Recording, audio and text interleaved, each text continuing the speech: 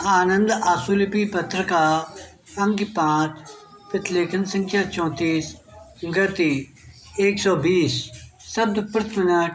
प्रारंभ करें। महोदय, आस्था या विश्वास के मुकाबले में एक शब्द है प्रेम। सांस्कृतिक रूप से जागृत मनुष्य के लिए प्रेम का जीवन में विश्वास के मुकाबले अधिक महत्वपूर्ण स्थान होता है। जो मनुष्य अपने को धार्मिक कहते हुए भी ईश्वर को अप्राकृतिक शक्ति के रूप में स्वीकार नहीं करता, वह भी ईश्वरीय गुणों के साथ अवश्य प्रेम करता है। ऐसी मन स्थिति का व्यक्ति ईश्वर की सामान्य अवधारणा को स्वीकार न करते हुए भी मनुष्य मात्र में ही ईश्वर को देखता है। उसका धार्मिक विश्वास प्रेम, त्याग और मानव मात्र की सेवा के द्वारा ही प्रकट होता है। धर्म का वह मानवीय रूप संस्कृति का समानार्थी प्रतीत होता है। धर्म जब अंधविश्वास और कर्मकांड की संकुचित और सीमित परिधि से बाहर आ जाता है तो अपने व्यापक अर्थ में उसकी अभिव्यक्ति वसुधैव कुटुंबकम की भावना के द्वारा होती है। इस प्रकार मानवीय मूल्यों पर आधारित धर्म को संस्कृति से भिन्न करके नहीं देखा जा सकता।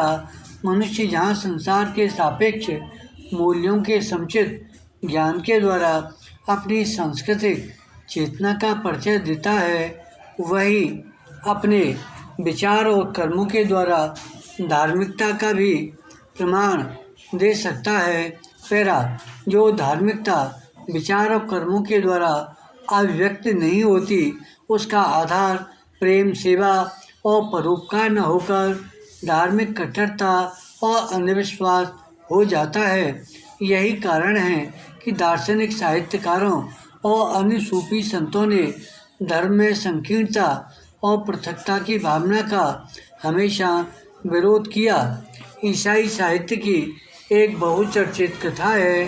एक बार बहुत से लोग एक स्त्री को पकड़कर जीसस क्राइस्ट के पास लाए और उसके व्यभिचारी होने के तथा पापाचरण के लिए पत्थरों के द्वारा उसको मार डालने का अपना निश्चय प्रकट किए।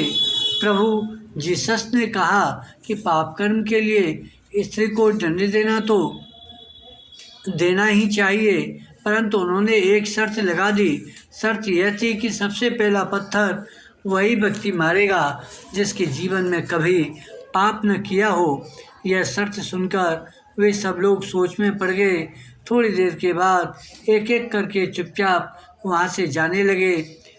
देखते देखते वहाँ स्त्री के सिवा कोई व्यक्ति न रहा। पैरा, करुणा, आत्मनिरीक्षण और प्रेम संस्कृति के मूल तत्व हैं। यह धार्मिकता के भी मूल लक्षण हैं। धर्म को यदि उसके सामान्य और स्वाभाविक रूप में लिया जाए तो उसमें जिस आध्यात्मिकता का साक्षात्कार होता है, उसके द्वारा ईश्वर को संपूर्ण जगत से अलग करके सोचा ही नहीं जा सकता। ईश्वर परम सत्य का पर्याय है और सौंदर्य परिपूर्ण प्राकृतिक जगत को हम असत्य नहीं कह सकते। एक सुसंस्कृत मनुष्य को जीवन में दो प्रकार के खतरों का सामना करना पड़ता है। एक और वह अपने अंधविश्वास और धार्मिक कट्टरता से बचने का प्रयास करता है, तो दूसरी ओर पूर्ण अविश्वास और अनास्था के जीवन की झूठी निंदा भी अपने ऊपर लेना नहीं चाहता। यह कट्टरवादी लोगों के क्रोध का शिकार भी बनता है। धन्यवाद।